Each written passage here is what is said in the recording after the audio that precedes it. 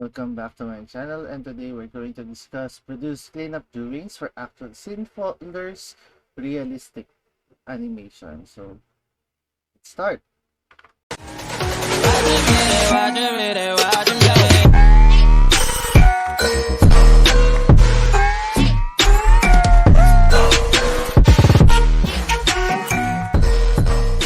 Produce cleanup drawings for actual scene folders, realistic animation. So ito ang ating code sa curriculum guide. So let's start with our lesson.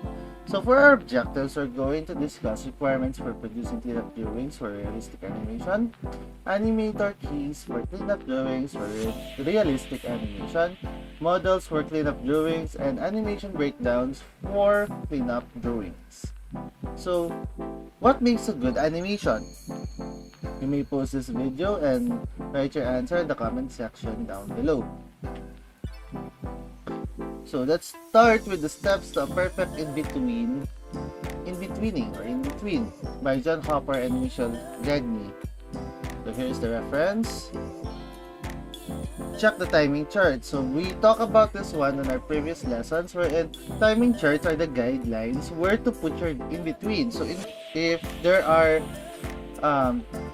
let's say two keyframes, like for example this one, yung slow in half evens, if you notice meron siyang start at end, and in between are your in-betweeners or in-betweens.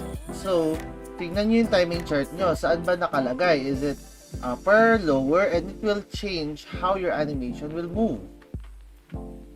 Then find the arcs. As we mentioned in our cartoon version of this lesson, arcs would make things realistic even though they are non-living. Okay? Kailangan to for both objects and the character itself. Then turn on the backlight and place the drawings in flipping order. When you say flipping order, baliktad So, keyframe 1, keyframe 2, then the in between that you're going to draw. Okay, para makita nyo yung motion. Then build the foundation for your in-between. So you will be using shapes, okay?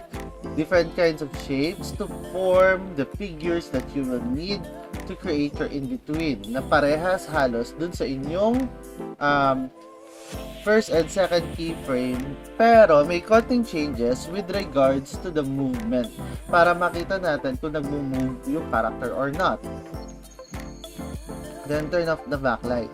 So para malinis tignan, makita nyo, hindi kayo malilito dun sa tatlong papers na gamit nyo, you turn off the light. Then flip the drawings to check the in-between. So, just like what I mentioned on the previous lessons, para sa flipbook. Okay, animation is like a flipbook, or basically, animation is a flipbook. So you need to flip the pages or flip the papers to see if it's really moving the way you want it to be. Rolling and checking the in-between. Okay, it's the same. Okay, maraming papers, you roll it, you flip them, so that you would see if the character is within the movement that you want to do in your animation. Then turn on the backlight again. Balik nyo lang para makita nyo ulit yung mga drawings na mas maayos at naka-overlap. Why? You need to check for the volumes and details. Dapat hindi nag-iiba ang itsura ng character mo whatever the motion is. What you can do is you can remove your paper, your drawing paper or your animation sheet out of the peg bar, tas kailangan mo siyang i-move on a different position. Like for example, i-tilt nyo siya so that you would see na for example, yung muka, hindi nag-iba yung itsura ng muka nung nag-iba na siya ng position. Then, do a final check of the in-between. Again, you flip them para makita nyo kung tama yung movement. So, animator keys for clean-up drawing for realistic animation. So, basically, walk cycle. Okay? A walk cycle, unfortunately, wala akong mahanap na animation dito. A walk cycle is basically a movement, okay, kung paano maglakad yung character. Okay? So, there are different patterns on how they walk depending on how you build your character. So, we have a model sheet for animations. First, we have the character model. Okay? Character model is the final reference of the construction, proportion, unique details of any given character. So basically, it's very important to have the real drawing, the main drawing of your characters first before you make the move. For you to have an idea, ano yung dimensions, ano yung itsura, paano yung possible movements. Then, character expressions. These are basically basic expressions na meron yung character. Okay? So, mag-iiba yung mouth chart mo, mag-iiba yung mata, yung eyebrow, yung mga expressions nila sa mukha. Depende yan. It is very important to have character expressions because it will give your character more depth. Magkakaroon siya ng idea na, let's say, ito, bakit ito itsura niya, lagi siyang galit. Because that is the character of that certain figure or that certain model. Okay, nagkakaroon siya ng personality. Then, kasama na doon si attitude. Okay, this is an example of a walk cycle. I forgot to put it on the previous one. Okay, possible your walk cycle would be different depending on the character attitude. Okay? So, pansin nyo, iba-iba yung itsura nila. Okay? Depende kung paano ang mood at behavior nung character mo. Okay? There are different ways on how to walk if you notice the people around you. Depende sa mood nila, nag-iiba yung lakad nila. It's the same with animation. Then we have lip sync. Basically, lip sync is how your character would pronounce the letters or the syllables of a certain word.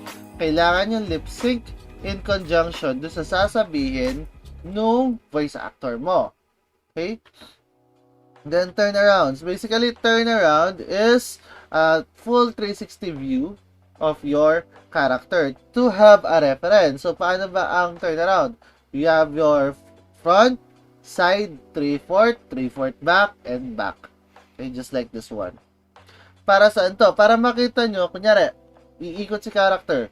Hindi nag-iiba yung itsura ng character mo on different perspectives or different angles niya. Okay? Then, action breakdown.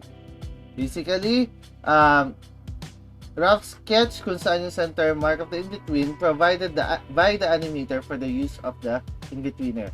So basically, it's a center line.